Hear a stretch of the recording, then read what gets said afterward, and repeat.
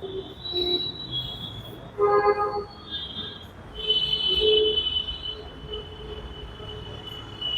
everyone, welcome again. Today's we have the topic tonsillitis. So here we are learn about the introduction and definition of the tonsillitis, causes of tonsillitis, risk factor of tonsillitis, sign and symptom of tonsillitis, and management of tonsillitis and diagnostic evaluation of the tonsillitis. So management में हम देखेंगे medical management के बारे में, nursing management के बारे में and surgical management. Alright, so this is the objective of today's lecture. So let's begin. चलिए शुरू करते हैं. सो हियर टॉन्सिलाइटिस क्या होता है? What is tonsillitis? Tonsillitis is the inflammation of the tonsils. अब टॉन्सिल्स क्या होते हैं? इन्फ्लेमेशन होना, स्वेलिंग होना टॉन्सिलाइटिस में, it is known as the tonsillitis. अब टॉन्सिल्स क्या होते हैं? टॉन्सिल्स आपके क्या होते हैं? आपके नोड्स होते हैं, आपके बायलेटरल लिम्फ नोड होती है थ्रोट के बैक साइड में, और इसमें इन्फ्लेमेशन हो जाना, स्वेलिंग हो जाना, उसको बोला जाता है टॉन्सिलाइटिस. अब ये जो टॉन्सिलाइटिस है किस वजह से आपको हो सकती है? आपके थ्रोट में जो बैक्टीरियल और वायरल इन्फेक्शन की वजह से, आपके टॉन्सिल्स में बैक्टीरियल और वायरल इन्फेक्शन होने की वजह से आपको टॉन्सिलाइटिस हो सकती है. Good it. किस वजह से हो सकती है? बैक्टीरियल और वायरल इन्फेक्शन से हो सकती है. वैसे तो सभी एज ग्रुप को अफेक्ट करता है, बट मोस्ट कॉमनली जो अफेक्ट करता है वो करता है आपको चिल्ड्रन को. किसको करता है? मोस्ट कॉमनली जो अफेक्ट करता है वह चिल्ड्रन को अफेक्ट करता है. राइट. वैसे तो सभी एज ग्रुप को अफेक्ट कर सकता है, बट ये वायरल और बैक्टीरियल होता है, बट मोस्ट कॉमनली चिल्ड्रन को अफेक्ट करता है. Here is the image. यहाँ पर आपको इमेज है जिसमें हम एक तरफ देख रहे हैं कि हमारा जो नॉर्मल टॉन्सिल्स है, जस्ट मिनट, और दूसरी तरफ जिसमें है abnormal tonsils. Right. This is the normal tonsils and this is the inflamed tonsils. अब यहाँ पर आप देख रहे होंगे ये जो है दोनों साइड बायलेटरल ये नॉर्मल टॉन्सिल्स है, और यहाँ पर जो दिखाई दे रहे हैं इसमें आपकी इन्फ्लेमेशन है टॉन्सिल्स में. Right. So this is the inflammation. Tonsils में इन्फ्लेमेशन है, रेडनेस है, स्वेलिंग है, और यहाँ पर आपके सोर्स हो गए हैं. राइट. सो ऑलराइट, नेक्स्ट हम देखेंगे कॉजेस ऑफ टॉन्सिलाइटिस. अब किस वजह से आपको टॉन्सिलाइटिस हो सकता है? सो कॉजेस ऑफ टॉन्सिलाइटिस है, tonsillitis is primary cause by infection. Primary किसकी वजह से ये कॉज होता है? आपको इन्फेक्शन की वजह से होता है. अब इन्फेक्शन आपका कौन सा हो सकता है? इन्फेक्शन में आपका वायरल इन्फेक्शन हो सकता है, आपका बैक्टीरियल इन्फेक्शन हो सकता है. फर्स्ट हम देखेंगे वायरल की वजह से. वायरल इन्फेक्शन की वजह से जब आपको कॉज होता है तो फर्स्ट आपका एडिनो वायरस की वजह से आपको होता है, इन्फ्लुएंजा वायरस की वजह से आपको होता है, स्टिन बार वायरस की वजह से आपको होता है. इसके अलावा हर्पिस सिम्प्लेक्स वायरस, एंट्रो वायरस की वजह से, रेस्पिरेटरी सिनेटिकल वायरस की वजह से, कोरोना वायरस की वजह से आपको हो सकता है. So these are the virus जिसकी वजह से आपको होता है. कौन कौन से वायरस हो गए इसमें? आपका जो adenovirus, influenza virus, Epstein virus, herpes simplex virus, enterovirus, respiratory syncytial virus, corona virus. Right.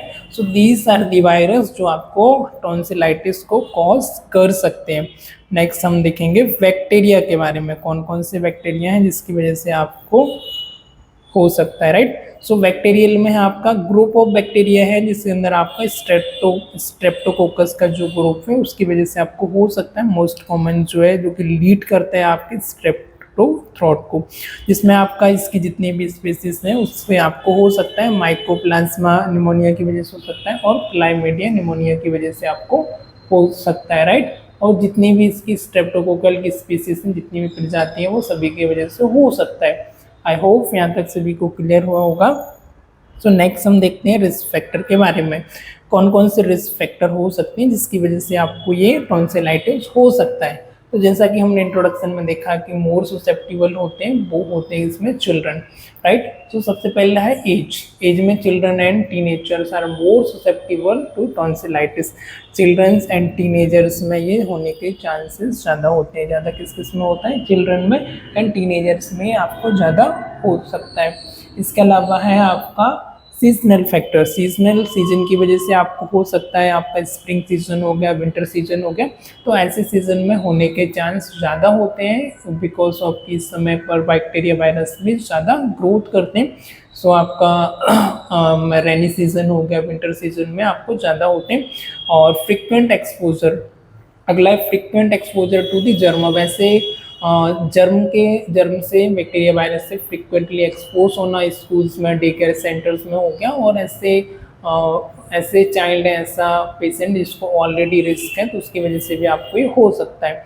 अगला है आपका हिस्ट्री ऑफ द टॉन्सिलाइटिस। यदि प्रीवियस एपिसोड है, बार बार रिकरेंट एपिसोड हो रहा है, तो वो भी एक कारण हो सकता है कि टॉन्सिलाइटिस आपको हो सकता है, बार बार आपको होने की वजह से आपको हो सकता है। अगला है आपका वीकेंड इम्यून सिस्टम। और आपका इम्यून सिस्टम वीक है, वो भी एक रीज़न हो सकता है, उसकी वजह से भी, इम्यून सिस्टम की वीक होने की वजह से भी आपको हो सकता है। लाइक आपका HIV हो गया, एड्स हो गया, तो ऐसी डिसीज में आपका इम्यून सिस्टम वीक हो जाता है। इसमें मेडिसिन भी जो चल रही होती है वो इम्यून सिस्टम को कंप्रोमाइज़ करती है, तो उसकी वजह से आपको हो सकता है। कुछ आपके इन्वायरमेंटल फैक्टर हो सकते हैं जिनकी वजह से आपको हो सकता है, राइट, जिसमें आपका आता है exposure to second hand smoke. Second hand smoke की वजह से हो सकता है, एयर पोल्यूशन की वजह से हो सकता है, इन्वायरमेंटल इरिटेंट की वजह से हो सकता है, और ये डेवलप कर सकते हैं आपको टॉन्सिलाइटिस। तो अभी तक हमने देखा कॉजेस के बारे में, रिस्क फैक्टर के बारे में, इंट्रोडक्शन एंड डेफिनेशन के बारे में देखा कि टॉन्सिलाइटिस आपका क्या है, टॉन्सिलाइटिस आपको कैसे होता है। अभी हम देखेंगे क्लिनिकल मैनिफेस्टेशन, मीन्स इसके साइन एंड सिम्टम क्या होते हैं। So the symptom of tonsillitis include, कौन कौन से सिम्टम यहाँ पर हो सकते हैं। आपको सोर थ्रोट होना, right, red and soling tonsils, आपकी जो टॉन्सिल्स है उसमें रेडनेस होना, वहाँ पर आपको रेडनेस होना, आपको सोलिंग होना, स्वेलिंग होना, and white yellow coating of the tonsils. जो टॉन्सिल्स है उसमें आपकी जो कोटिंग है वाइट और येल्लो, उस पर कोटिंग होना, लेयर का जम जाना। पेनफुल स्वॉलोइंग, अब जब आप खाना खा रहे हो तो निगलने में क्या होना, पेन होना। इधर आप पानी पी रहे हो, आप कुछ भी फूड ले रहे हो, तो निगलते समय आपको प्रॉब्लम कॉज होना। पेनफुल सोलिंग होना, फीवर होना, एनलार्ज टेंडर लिम्फ नोड होना, जो आपकी लिम्फ नोड है उसका एनलार्ज हो जाना, नेक में आपके पेन होना, वेट ब्रीथ होना, स्टिफ नेक होना, नेक का आपका स्टिफ होना, बेड ब्रीथ होना, हेडेक होना, वॉइस में आपका चेंजेस होना, एंड मफिट वॉइस होना। So these are the clinical manifestation. I hope इतने सभी को क्लियर हुआ होगा। सो हमने क्या क्या देखा, हमारा सिम्टम्स में आपका सोर थ्रोट होना, रेड एंड सोलोन टॉन्सिल होना, वाइट एंड येलो कोटिंग होना टॉन्सिल्स पर, पेनफुल सोलोविंग होना, फीवर होना, enlarge tender and lymph node होना, बेड ब्रीथ होना, स्टिफ नेक होना, हेडेक होना, वॉइस में आपका चेंजेस होना। So these all symptoms are the tonsillitis. Next हम बात करेंगे डायग्नोस्टिक इवेल्युएशन के बारे में। कौन कौन सा डायग्नोस्टिक टेस्ट हैं जो हम कर सकते हैं जब आपको टॉन्सिलाइटिस होगा। So diagnostic tonsillitis typically involve first physical examination. You have to do complete physical examination. Physical examination में डॉक्टर या नर्सेस एग्जामिन करेंगे हम थ्रोट का, looking for this swollen tonsil को हम देखेंगे, स्वेलिंग जहाँ पर आई है, इन्फ्लेमेशन है, रेडनेस को चेक करेंगे, वाइट और येलो कोट को हम चेक करेंगे, जिसमें हम विजुलाइज करेंगे कि टॉन्सिलाइटिस है या नहीं है। ऑलराइट, इसके अलावा next one is the physical examination में थ्रोट स्वैब। थ्रोट से हम स्वैब लेंगे जिसको हम चेक करेंगे, swab taken from the back of throat से पूरा टेस्ट के लिए, जिसमें बैक्टीरियल स्ट्रेप्टोकोकस स्ट्रेप थ्रोट के बारे में हम लेबोरेटरी में उसको टेस्ट के लिए भेजेंगे। नेक्स्ट है कंप्लीट ब्लड काउंट, CBC करेंगे कंप्लीट ब्लड काउंट, और CBC कंप्लीट ब्लड काउंट में चेक करेंगे कि क्या क्या उसमें प्रॉब्लम कॉज हो रही है। आपके सेल्स काउंट करेंगे जिसमें RBC WBC कोई इन्फेक्शन की वजह से हुआ है तो वो भी हम उसमें चेक कर सकते हैं। Good it.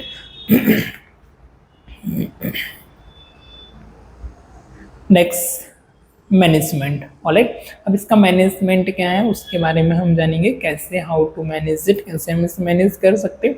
उसका ट्रीटमेंट डिफरेंट कॉजेज पे डिपेंड करता है। इनकेस वायरल है तो मोर रिक्वायर होता है आपको रेस्ट का, एडिक्वेट हाइड्रेशन का, पेन रिलीवर मेडिकेशन का, लाइक आपका एसिटामिनोफेन हो गया, इबुप्रोफेन हो गया, थ्रोट लूजेंस की और सिरप की आपको रिक्वायरमेंट होती है। इनकेस वायरल है तो इतना आपको एंटीबायोटिक लेने की ज़रूरत नहीं पड़ती है। रेस्ट की रिक्वायरमेंट होती है आपको, एडिक्वेट हाइड्रेशन हो गया, pain reliever like acetaminophen, ibuprofen ले सकते हैं, थ्रोट लोशंस ले सकते हैं जो कि आपको लूज करती है, स्प्रे वगैरह ले सकते हैं कफ को। इनकेस बैक्टीरियल है तो you have to take antibiotic, आपको एंटीबायोटिक देना होगा पेशेंट को, प्रिस्क्राइब करना होगा, जिसके अंदर आते हैं आपका एंटीबायोटिक सच एज पेनिसिलिन और amoxicillin. Choice of medicine antibiotic में एमॉक्सिसिलिन, पेनिसिलिन हायर इन्फेक्शन है तो rest and hydration, proper hydrate करना, रेस्ट करना, पेन मैनेजमेंट करना ओवर काउंटर मेडिकेशन के साथ। सो these all are the medication. इसके अलावा लूक वार्म वाटर का इंटेक करना, प्रॉपर रेस्ट करना, कफ को लूज करने के लिए प्रॉपर बॉडी को हाइड्रेट करना, विटामिन सी की मेडिसिन लेना एक्सेट्रा, राइट। होम रेमेडीज के बारे में बात करेंगे तो वार्म सॉल्ट वाटर गार्गल कर सकते हैं। वार्म में सॉल्ट आपका जो वाटर है, वाटर में आपका मिक्स करके आप गार्गल्स कर सकते हैं। Warm T with Honey, right, Honey के साथ आप वार्म टी ले सकते हैं जो कि आपको सूथ करती है आपके थ्रॉट को एंड प्रोवाइड करती है आपको कंफर्ट। नेक्स्ट है humidifier, adding moisture to air can help alleviate throat dryness, right. Humidifier का हम यूज़ कर सकते हैं जो का आपका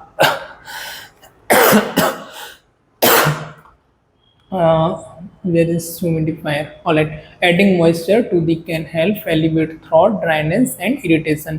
कोल्ड फूड का यूज़ कर सकते हैं लाइक आइसक्रीम हो गया, पॉप्सिल्स हो गया, कोल्ड ड्रिंक्स कैन सूथ अ सोर throat, stay hydrated, proper plenty of fluid हो गया, वाटर का इंटेक करना, मॉइस्ट को ऐड करना रिकवरी के लिए etcetera, alright. So these all are the preventive home remedies जो कि हम यूज़ कर सकते हैं। अब इनकेस पोस्ट ऑपरेटिव केयर है तो उसके लिए क्या क्या इंस्ट्रक्शन फॉलो करना है। इनकेस सर्जरी हुई है तो फॉलोइंग टॉन्सिलेक्टोमी, इसमें टॉन्सिलेक्टोमी का यूज़ करते हैं। इनकेस मोर सीवियर इन्फेक्शन है, आपका मेडिकेशन से ट्रीट नहीं हो रहा है तो हम सर्जरी करते हैं। तो इसमें प्रॉपर रेस्ट चाहिए। सबसे पहले तो एंश्योर प्लेंटी ऑफ रेस्ट, आपको प्रॉपर रेस्ट करना, हील करने के लिए प्रॉपर हाइड्रेशन चाहिए, प्लेंटी ऑफ फ्लूइड को इंटेक करना because of prevention of dehydration and soothe the throat. And next one is there okay, and next is the pain management के लिए जो भी पेन किलर मेडिकेशन है, एनाल्जेसिक इंजेक्शन और medication है वो प्रोवाइड करना। Also help reduce the pain and swelling, direct use भी हम ले सकते हैं। डाइट में ध्यान रखना, स्टार्ट विथ क्लियर फ्लूइड से स्टार्ट करना, ग्रेजुअली मूव करना लिक्विड डाइट पर, सॉफ्ट डाइट पर, अवॉइड हार्ड एंड क्रंची और स्पाइसी फूड, हार्ड क्रंची और स्पाइसी फूड को अवॉइड करना। Avoid strenuous activity, limit physical activity, जो भी स्ट्रेनियस थोड़ी हैवी एक्टिविटी है उनको अवॉइड करना for at least 2 week post of surgery के। फॉलो अप अपॉइंटमेंट, पेशेंट को फॉलो अप अपॉइंटमेंट के लिए बुलाना। Attend all schedule follow up visit with the health care provider, monitor for complication, in case कोई complication वगैरह हैं तो उनको मॉनिटर करना, उसको ट्रीट करना, फर्दर कॉम्प्लिकेशंस ना हो। And proper care and management can lead a swift recovery from the tonsillitis and surgery intervention associated with it, alright। तो finally this is the last slide. तो यहाँ पर हमने देखा कि टॉन्सिलाइटिस क्या है, प्रॉपर रेस्ट एंड स्लीप से प्रॉपर हम इसको एनालाइज करके, सिम्टम को एनालाइज करके, फिर हिस्ट्री कलेक्ट करके, सिम्टम को चेक करके, प्रॉपर डायग्नोस्टिक टेस्ट करा के हम इसे इवेलुएट कर सकते हैं, हम इसे ईजिली रिकवरी कर सकते हैं, राइट।